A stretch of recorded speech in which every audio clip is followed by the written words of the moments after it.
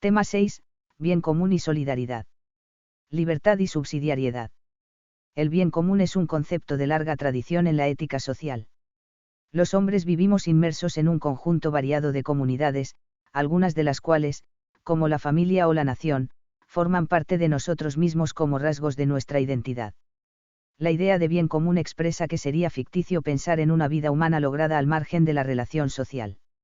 La solidaridad es la actitud que toma conciencia de esa interdependencia entre los hombres y los pueblos, y de las responsabilidades que implica.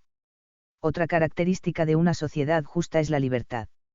Ciertas formas de organización social han podido representar una amenaza para la libertad. Teniendo esto a la vista, el magisterio social ha proclamado repetidamente el principio de subsidiariedad, que promueve una forma de ayudar a quienes lo necesitan sin que estos se vean suplantados en sus funciones por quienes prestan la ayuda. 1. El bien común como categoría moral. Los hombres vivimos y desarrollamos nuestra libertad en sociedad, familia, escuela, amistades, relaciones de vecindad y de trabajo, vida ciudadana, etc. El bien común se verifica cuando esas relaciones ofrecen un tejido propicio para descubrir los bienes propios de la vida, en diálogo con otros, y establecer la cooperación necesaria para alcanzarlos efectivamente, de manera que pueda hablarse de una vida humana lograda. Así, el bien común es condición necesaria, aunque no suficiente, para alcanzar la propia perfección. De modo semejante a una planta, que no florece en cualquier entorno sino que precisa del medio adecuado, la libertad necesita de ciertas condiciones que favorezcan su desarrollo al sujeto que pone de su parte la contribución necesaria. Puede describirse el bien común, en términos generales, como el objetivo que aúna a todos los miembros de una comunidad y les proporciona el modo en que han de organizarse, o la ayuda que todos necesitan para el cumplimiento de los fines existenciales de la vida humana. Esto es aplicable a cualquier tipo de sociedad, una empresa, la familia, un club deportivo o cultural, etc. No obstante, el bien común de dimensión global es el de la comunidad política con suficiente entidad, que viene constituida todavía hoy por los estados, CFR. CEC 1910. También puede afirmarse una dimensión universal del bien común, en la medida en que se reconoce la comunidad internacional, CFR. CEC 1911. Es clásica la definición de bien común que ofreció Juan XXIII y recoge la Constitución Gaudium et Spes. El conjunto de condiciones de la vida social que hacen posible a las asociaciones y a cada uno de sus miembros el logro más pleno y más fácil de la propia perfección, GS 26, 1, CFR. GS 74, 1, MM 65. Existe el riesgo de cosificar el bien común, cuando se trata como una noción estática que se pudiera materializar en una porción de bienes tangibles. Alude, más bien, a una relación dinámica entre los bienes de cada uno, aquella que favorece el desarrollo humano de todos y no solo de algunos. Como enseñó S. Agustín, solo de forma muy impropia puede hablarse del bien común de una banda de ladrones, pues esa forma de cooperación puede dar lugar a un botín mayor, pero no facilita una vida próspera, humana, de sus partícipes. El bien común es un bien de personas humanas, como lo son quienes componen la sociedad, cada una de las cuales constituye en sí misma una totalidad corporal y espiritual a la vez. No ocurre así entre los miembros de un cuerpo vivo, en el que el bien del todo puede justificar el sacrificio de una de sus partes. Se trata, por tanto, de una categoría de carácter moral o, en palabras de Maritain, de la buena vida humana de la multitud, que es a la vez común a todos y a cada uno. De ahí que no pueda reducirse a ventajas o utilidades y que la justicia, la rectitud moral, y en general las virtudes de los ciudadanos sean esenciales para el bien común. Aquí radica el principal error del maquiavelismo político: todo acto político injusto, pensemos en la corrupción, además de inmoral, es un mal acto político, aunque de él deriven utilidades inmediatas para algunos. Afirmar el carácter social del hombre equivale a decir que éste vive y alcanza su perfección en relación con otros, familia, amistad, asociaciones artísticas, religiosas o deportivas, comunidad política, etc. Esto supone hablar de bienes comunes en cada uno de esos ámbitos de relación, e incluso de los bienes individuales como descubiertos y en buena medida logrados en el seno de relaciones comunitarias. La madurez moral de la persona, el paso de la infancia a la condición de adulto, tiene lugar cuando el niño se convierte en un sujeto moral, o en lo que a MacIntyre ha denominado un razonador práctico independiente. Un bebé se orienta a la satisfacción inmediata de los deseos o necesidades corporales. El crecimiento supone tomar distancia de esos deseos y preguntarse si aquí y ahora lo mejor es satisfacer ese deseo concreto. Esa capacidad de deliberación abre al niño a la consideración de una mayor cantidad de bienes y también de un criterio más amplio sobre lo bueno. De ahí que solo puedan convertirse en razonadores prácticos quienes han aprendido a separarse de los deseos más primarios o infantiles, no para desecharlos sino para integrarlos en una concepción del bien más amplia, en la consideración de lo que es bueno para un sujeto aquí y ahora. Evidentemente, ese proceso tiene lugar a través de relaciones de diálogo con otros, padres y maestros, en primer lugar, es decir, supone aprender a cooperar con otros en relaciones que hacen posible el logro de bienes comunes. Tal aprendizaje cuaja en virtudes y en el conocimiento de uno mismo que permite alcanzar, habitualmente en la edad adulta, la condición de razonador práctico independiente. Ejercer esa independencia requiere de ciertas cualidades y virtudes. No obstante, la independencia total no se da ni siquiera en los adultos. Una cierta dependencia de otras personas a la hora de elaborar los juicios prácticos es necesaria siempre, pues nunca desaparece la posibilidad de error en el razonamiento práctico y de errores intelectuales. Y la mejor defensa frente a ellos es la familia, la amistad, y en general la deliberación en común sobre las razones para actuar. La noción de bien común ha sido con frecuencia objeto de simplificaciones, tanto en la consideración de su naturaleza como en las relaciones que guarda con otros bienes humanos o incluso con las personas. Los sistemas e ideologías sociales del siglo XIX han ofrecido una explicación insuficiente del binomio persona-sociedad, como si se tratara de una relación de opuestos, en la cual a medida que se afirma la persona, vendría a menos la sociedad, o a la inversa.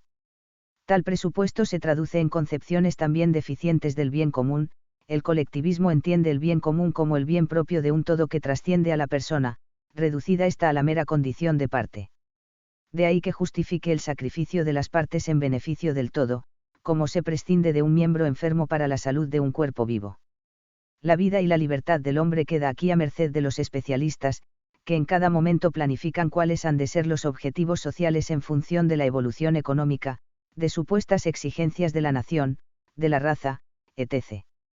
Más influencia ejerce hoy el liberalismo, que entiende el bien común como una suma o colección de bienes individuales, los cuales quedan reducidos con frecuencia a bienes de naturaleza útil. Es célebre la definición del bien común como la mayor felicidad del mayor número, J. Bentham. El bien común se construye aquí a partir de los bienes individuales. De esta forma, se generaliza el paradigma del mercado y lo social queda reducido a una comprensión economicista. El bien común, la vida humana de una comunidad en la que pueden florecer las personas, incluye bienes de diverso género. Algunos de ellos, en efecto, se caracterizan porque a medida que aumenta el número de participantes se reduce la cuota correspondiente a cada uno, alimentos, plazas escolares, puertos, servicios sanitarios, etc. A condición de que el bien por distribuir permanezca invariable, cosa que no siempre ocurre, pues caben también incrementos en la producción de los bienes. Pero el florecimiento humano incluye también bienes de otro orden, en los cuales el incremento del número de participantes supone un mayor enriquecimiento para cada uno de ellos y para la comunidad en su conjunto. Así ocurre, por poner solo algunos ejemplos, con los bienes de las artes y de la ciencia, con la amistad desinteresada, con la comunicación veraz que permite relaciones de confianza, etc. Compartir con otros el disfrute de estos bienes, la afición por la música o la física, generalmente incrementa el disfrute de cada partícipe. Pedanati ha definido el bien común como aquella relación entre los bienes singulares que los coordina de tal forma que puedan desarrollarse en una dinámica de recíproco enriquecimiento humano. El bien común es un bien que solo puede ser producido de manera conjunta, no es fraccionable, ni se entiende como suma de bienes individuales. Por eso, no es un bien colectivo o de titularidad conjunta, sea pública o privada, el gas o la luz son suma de bienes individuales. El bien común consiste más bien en un enriquecimiento recíproco que procede de un modo de llevar adelante las relaciones. Volveremos sobre esto al hablar de la solidaridad. 2. Hacia una determinación de su contenido. Una vez vista la naturaleza del bien común, cabe preguntarse, ¿cuáles son sus contenidos o exigencias concretas? En la medida en que hablamos de una categoría práctica, y en virtud del carácter histórico y cambiante de las sociedades, el bien común no admite una determinación estática desde parámetros abstractos. Corresponde a la autoridad establecer, en cada comunidad y en cada momento, las prioridades y los objetivos, en función de las necesidades y de lo que permiten las circunstancias de la comunidad. En consecuencia, no pueden establecerse de una vez para siempre y con carácter universal las últimas determinaciones o exigencias concretas de la vida común. Puesto que se trata de consideraciones prácticas, la prudencia debe determinar sus requerimientos en cada caso, en atención a las múltiples circunstancias que vive cada comunidad concreta en el tiempo. No obstante, se pueden señalar dimensiones básicas del bien común, en la medida en que esos contenidos vienen definidos por su propia naturaleza, la de ser condición para la perfección de las personas, es decir, para una existencia plenamente humana. En este sentido, se pueden señalar tres ámbitos o aspectos esenciales que constituyen exigencias básicas de la vida común humana, CEC 1907-1991. El respeto a la persona en cuanto tal. Si la organización social ha de hacer posible el desarrollo de las personas, la promoción de los derechos fundamentales del hombre tiene aquí un lugar de primer orden. Por eso el bien común incluye, en primer lugar, la esfera de valores propios de la persona, en el orden religioso y de la conciencia, libertad religiosa, así como en el plano cultural y moral, un clima social que fomente los valores de la belleza, de la solidaridad y la justicia, del respeto a la libertad, a la verdad y al buen nombre de las personas, etc. 2. El bienestar y el desarrollo sociales. El desarrollo es el resumen de todos los deberes sociales. Forma parte importante del bien común la existencia de las condiciones que permitan a cada uno atender a sus necesidades básicas de forma adecuada a su dignidad personal. En este sentido, la vida social debe facilitar el acceso de los ciudadanos a bienes como, alimento, vestido, trabajo, vivienda, transportes, cuidado de la salud, etc. 3. La paz, es decir, la estabilidad y la seguridad en un orden que satisfaga suficientemente las exigencias de la justicia. Esto supone que la autoridad garantiza, por medios honestos, la seguridad de la sociedad y la de sus miembros, tanto de amenazas exteriores como interiores. Por eso, el bien común es el fundamento de la existencia de instituciones como el ejército o la policía. A este respecto, enseñaba Juan Pablo II. El bien común al que la autoridad sirve en el Estado se realiza plenamente solo cuando todos los ciudadanos están seguros de sus derechos. Sin esto se llega a la destrucción de la sociedad, a la oposición de los ciudadanos a la autoridad, o también a una situación de opresión, de intimidación, de violencia, de terrorismo, de los que nos han dado bastantes ejemplos los totalitarismos de nuestro siglo, RH 17. Como se ha dicho, la concreción práctica de las exigencias del bien común en cada uno de estos ámbitos, que da lugar a los correspondientes derechos del ciudadano, no resulta posible sin atender a las condiciones reales de cada comunidad, que marcarán los objetivos sociales que resultan prioritarios en cada momento. No todo lo que es bueno o deseable resulta posible siempre aquí y ahora. Se impone aquí un cierto realismo político, que entiende esa noble tarea como la actividad consistente en trabajar por lo que en cada momento resulta posible, más que en reivindicar con vehemencia bienes inalcanzables en el presente. Como se verá después, CFR 7.3, el bien común constituye uno de los criterios principales para juzgar la acción de gobierno, que debe orientarse a él como al fundamento que la justifica. 3. Familia y bien común. Tutela y promoción de la familia. El pensamiento social de inspiración cristiana ha afirmado tradicionalmente que la familia es célula vital de lo social, la institución básica de la vida social. Se comprende que sea así, puesto que su único propósito es plasmar una sociedad más humana, una civilización del amor, en la que éste sea el valor principal y la norma suprema de la acción. Y es en la familia donde el hombre y la mujer son llamados al don de sí en la mutua comunión de amor y en el don de la vida. Ya desde los textos de la creación del hombre, la pareja de hombre y mujer constituye la expresión primera de la comunión entre los hombres. En la familia se descubre que el ser humano está hecho para el don, en ella cada uno es valorado por sí mismo no solo por sus cualidades o capacidades como alguien irreemplazable.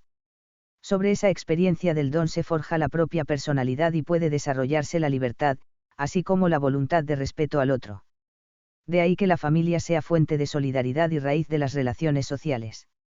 La autoridad, la estabilidad y la vida de relación en el seno de la familia constituyen los fundamentos de la libertad, de la seguridad, de la fraternidad en el seno de la sociedad.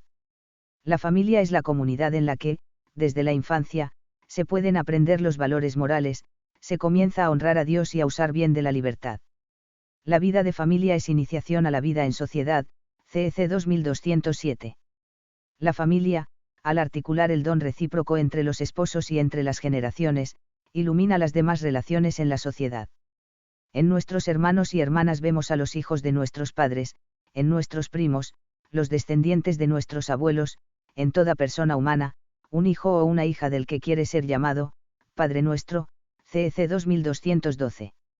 Aquí encontramos una aplicación de la afirmación antes aludida, según la cual la justicia, la dinámica de lo exigible en las relaciones humanas, encuentra su complemento necesario en la caridad, en la dinámica del don o de la gratuidad, que viene a garantizar un rostro humano para la justicia. Es verdad que gobernar las comunidades humanas supone velar por el cumplimiento de los derechos y deberes de las personas. Sin embargo, esto no es suficiente. Las relaciones justas en el ámbito laboral, en el sistema económico, en la política y en todo el orden social presuponen una benevolencia natural, una voluntad de respeto y de fraternidad que encuentran en la familia su principal reserva.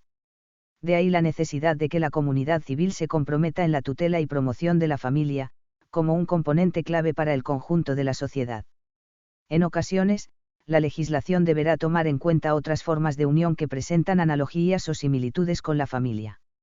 Sin embargo, el Estado no debería permanecer políticamente neutral en este terreno, y menos anular la pareja hombre-mujer abierta a la fecundidad, en favor de formas genéricas de convivencia que no especifican el carácter sexuado de sus miembros ni tampoco el sexual. Cuando se dice que la familia contribuye de modo único e insustituible al bien común de la sociedad, no solo se piensa en ella como institución que atiende a la generación de los hijos, sino que se ve en ella la mejor garantía contra toda forma de individualismo, y por tanto la mejor escuela para el respeto y promoción del bien común. En ella se aprende también la atención y el cuidado de los más débiles y vulnerables, los niños, los ancianos y los enfermos. La sociedad civil y los poderes públicos han de ofrecer apoyo de forma subsidiaria a la familia, CFR CEC 2211. Los desafíos en este terreno y las posibles vías de acción para tutelar y promover la familia son múltiples. Baste indicar, a este respecto, que las políticas familiares deberían atender, entre otros, a los siguientes aspectos: el plano institucional, los organismos que trabajan por la familia y la legislación sobre familia. Las prestaciones directas a las familias. España se sitúa en últimos puestos de la UE en prestación por hijo, la fiscalidad que penaliza a la familia, especialmente a la familia con hijos, el esfuerzo por mejorar las medidas insuficientes de conciliación familia-trabajo, etc. Una contribución no pequeña de la familia al bien común es su aportación insustituible en la tarea educativa. Suele entenderse por educación el proceso de formación y aprendizaje que permite el desarrollo y la maduración progresiva de las personas, así como su socialización o integración en diversas comunidades.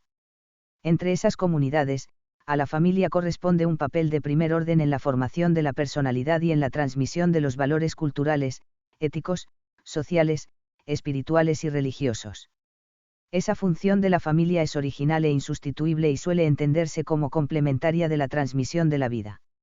El magisterio de la Iglesia entiende la educación como exigencia ineludible del desarrollo personal y de los pueblos. Por eso, se ha de organizar el sistema educativo de acuerdo con los principios de bien común, de justicia, de solidaridad y subsidiariedad. En un contexto de progresiva estatalización de la enseñanza y de presión por parte del laicismo, la Iglesia ha insistido en el derecho de los padres a la educación de los hijos, entendido sobre un presupuesto de cierto pluralismo educativo. Este garantiza a los padres un margen para elegir libremente el tipo de educación que desean para sus hijos, acorde con las propias convicciones religiosas, morales, etc. Tal derecho viene reconocido por la Declaración Universal de los Derechos Humanos, al afirmar que los padres tendrán derecho preferente a escoger el tipo de educación que habrá de darse a sus hijos, 26.3. Y también por la Constitución española, los poderes públicos garantizan el derecho que asiste a los padres para que sus hijos reciban la formación religiosa y moral que esté de acuerdo con sus propias convicciones, 27.3. El mencionado pluralismo educativo encuentra diversas manifestaciones, según queda reconocido por la Constitución española, el derecho de los padres de fundar instituciones educativas, 27.6, CFR. CDSI 241, La participación de los profesores y de los padres de alumnos en la gestión de los centros educativos, incluso si son sostenidos por fondos públicos, 27.7. El derecho a la elección de centro escolar, sin que esto comporte soportar cargas económicas adicionales. Naturalmente, los padres son los primeros responsables en la educación de sus hijos, pero no los únicos actores en la tarea. Ese derecho de los padres también tiene límites y es al mismo tiempo un deber que ha de ejercerse con responsabilidad. Una indicación a este respecto ofrece la Constitución española, al decir que el derecho a la educación ha de ejercitarse en el respeto a los principios democráticos de la convivencia y a los derechos y libertades fundamentales, 27.2. Finalmente, y más allá de debates de tipo ideológico como el que atañe a la dicotomía enseñanza pública-enseñanza privada, un sistema educativo de calidad es el fruto de una tarea coordinada entre todos los agentes que en él intervienen, los padres, los profesores y los alumnos, en relación de colaboración con los entes públicos, que prestarán apoyo de forma subsidiaria. 4. El principio de solidaridad. Noción. El vocablo solidaridad suele entenderse referido al aspecto social de la caridad, es decir, aquella caridad que tiene a la vista el servicio al bien común. No consiste en un término medio entre el individualismo y el colectivismo. Estado social expresa la interdependencia que existe entre quienes forman parte de una comunidad y participan en un destino común. La solidaridad se puede entender al menos en dos sentidos. Como un principio ontológico, referido a la común pertenencia al género humano, creación, y a la llamada al designio salvador de Dios, redención. En este sentido, la solidaridad se corresponde con el hecho de la interdependencia mutua entre los hombres y remite por tanto al carácter social del hombre.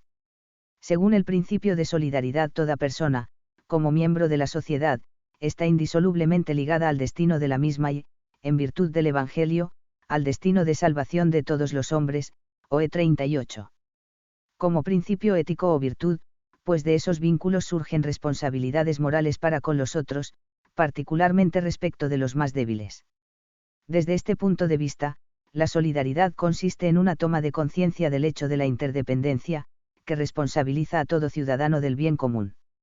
La interdependencia creciente entre los hombres y los pueblos, como una cuestión de hecho, cuando es asumida como categoría moral, da lugar a la virtud de la solidaridad. Juan Pablo II la describió con palabras que pueden tomarse como una definición. Esta no es, pues, un sentimiento superficial por los males de tantas personas, cercanas o lejanas. Al contrario, es la determinación firme y perseverante de empeñarse por el bien común, es decir, por el bien de todos y cada uno, para que todos seamos verdaderamente responsables de todos. SRS 38. Origen del concepto y evolución posterior. El concepto encuentra su origen en el socialismo francés, de la mano de Pierre Leroux, 1871, como una respuesta racional a los problemas sociales, y por tanto en oposición a la caridad cristiana como alternativa eficaz a lo que aquella no había sido capaz de conseguir. Será después, en buena parte debido a Juan Pablo II, cuando el concepto se transforma y el término empieza a referirse a los aspectos sociales de la caridad. En el terreno de la praxis, la sociedad moderna ha intentado positivizar la solidaridad como filantropía o beneficencia. Por una parte, ha relegado la caridad a la esfera privada, como manifestación irrelevante de buenos sentimientos, y por otra, ha institucionalizado la solidaridad en los servicios del welfare o Estado social. Ante los pobres, cabe, 1. Un modelo asistencial, sea privado o público, que consiste en dar algo al pobre, un subsidio, un servicio, etc. No se debe rechazar ni la filantropía ni el welfare state. En ocasiones, es importante dar un subsidio o prestar un servicio, pero de ese modo se tutela un interés colectivo difuso, más que producir propiamente un bien común. 2. Implicar al desfavorecido en una comunidad donde pueda encontrar personas dispuestas a compartir a través de formas organizadas de solidaridad. Realizar este ideal supone trascender los típicos derechos de welfare y crear las instituciones y una cultura adecuadas. Requiere revalorizar lo privado social o el llamado tercer sector, como estrategia que trasciende la beneficencia e implica a los desfavorecidos en una acción generadora de bien común. Los modernos derechos sociales propios de los actuales sistemas de previsión han de considerarse conquistas, pero no sustituyen la caridad ni la solidaridad, al menos por dos motivos: a. las instituciones estatales de solidaridad no eliminan la necesidad de solidaridad interpersonal y las relaciones primarias entre la gente, y, b. los sistemas de welfare precisan de motivaciones profundas que sostengan el consenso, económico, social, político, entre los ciudadanos, necesario para mantener la solidaridad. Esa cultura de la solidaridad que sostiene los servicios de welfare, y en sentido más amplio el auténtico desarrollo, necesita a su vez de un alma.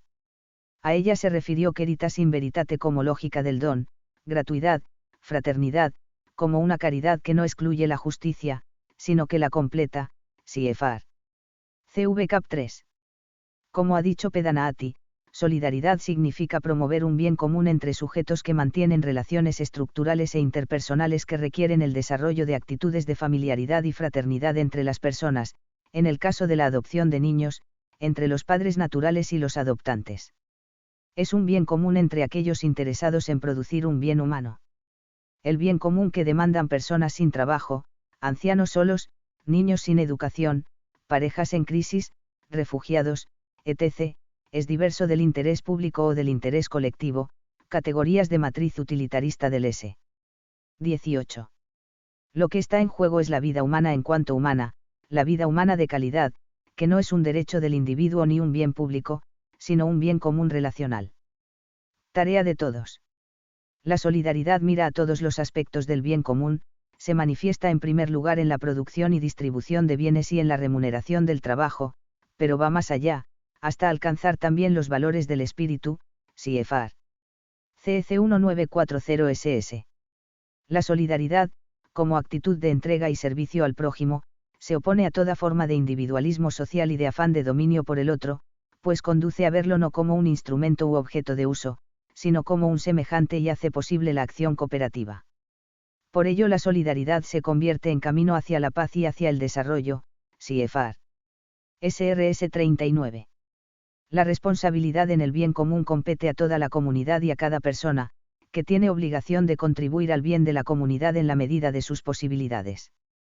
Existe un amplio campo de responsabilidad para los diversos sujetos sociales, ciudadanos, familias, asociaciones, etc., que han de cumplir de forma autónoma y por responsabilidad propia con las exigencias del bien común.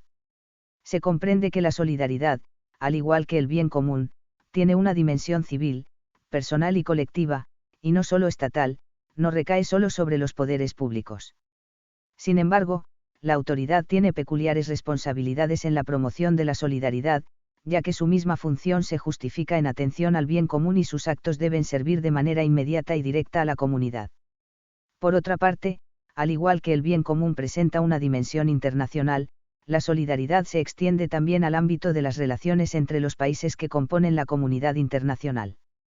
Las naciones más fuertes y más dotadas deben sentirse moralmente responsables de las otras, con el fin de instaurar un verdadero sistema internacional que se base en la igualdad de todos los pueblos y en el debido respeto de sus legítimas diferencias.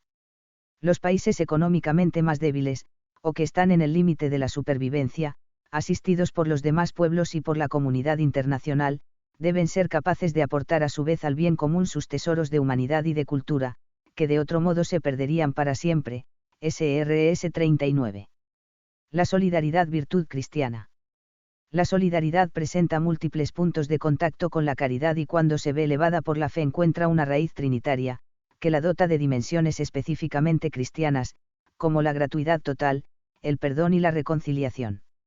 La conciencia de la paternidad común de Dios, de la hermandad de todos los hombres en Cristo, hijos en el Hijo, de la presencia y acción vivificadora del Espíritu Santo, conferirá a nuestra mirada sobre el mundo un nuevo criterio para interpretarlo. Por encima de los vínculos humanos y naturales, tan fuertes y profundos, se percibe a la luz de la fe un nuevo modelo de unidad del género humano, en el cual debe inspirarse en última instancia la solidaridad. Este supremo modelo de unidad, reflejo de la vida íntima de Dios, uno en tres personas, es lo que los cristianos expresamos con la palabra, comunión, SRS 40. De esta forma, la solidaridad hace que las relaciones sociales se revistan de humanidad, y se desarrollen según los criterios de una justicia vivificada por la caridad. El respeto y promoción de la dignidad humana y de los derechos del hombre, como también la atención a las necesidades de los más débiles, de los más necesitados y de las víctimas de la injusticia, forman parte también de la solidaridad. Jesús no fue indiferente ni extraño a esos problemas. En todo momento Él ha revelado una solidaridad real con los más pobres y desdichados, ha luchado contra la injusticia, la hipocresía, los abusos de poder, el afán de lucro de los ricos, indiferentes a los sufrimientos de los pobres, haciendo una enérgica llamada al rendimiento de cuentas final, cuando volverá con gloria para juzgar a vivos y muertos. OE 16. 5. Libertad y subsidiariedad. Entre todos los seres creados, el hombre puede dirigirse hacia el bien libremente, y edificar responsablemente su existencia histórica, con conocimiento del fin y elección libre de los medios para alcanzarlo. La dignidad humana, ver 5.1, significa que el hombre se orienta hacia la verdad y el bien según los descubre en su conciencia, y exige la capacidad de elegir libremente sin coacciones externas y con dominio sobre los ciegos impulsos que proceden de su interior. Sin embargo, aun siendo una cualidad propia de las personas, la libertad se ejerce en el seno de relaciones comunitarias, de redes de reciprocidad, familia, amistad, comunidad política, asociaciones, etc., en las cuales está vigente una tradición cultural manifestada en valores, instituciones, leyes, costumbres, etc. La sociedad no comporta necesariamente un límite para la libertad, como piensa el individualismo liberal desde una visión negativa de la relación social. T. Hobbes popularizó la expresión clásica Homo homini lupus, el hombre es un lobo para el hombre. Por el contrario, principio básico de una sociedad sana es que los ciudadanos puedan ejercer su libertad no solo de manera individual, sino también de forma concertada con la de otros, lo cual potencia la libertad y permite alcanzar logros que escapan al individuo. Es cierto también que ciertas configuraciones de lo social pueden llegar a amenazar la libertad de los diversos sujetos sociales. Se constata especialmente desde el surgimiento de las modernas burocracias estatales, que asumen funciones crecientes hasta derivar en ocasiones hacia un estatalismo excesivo.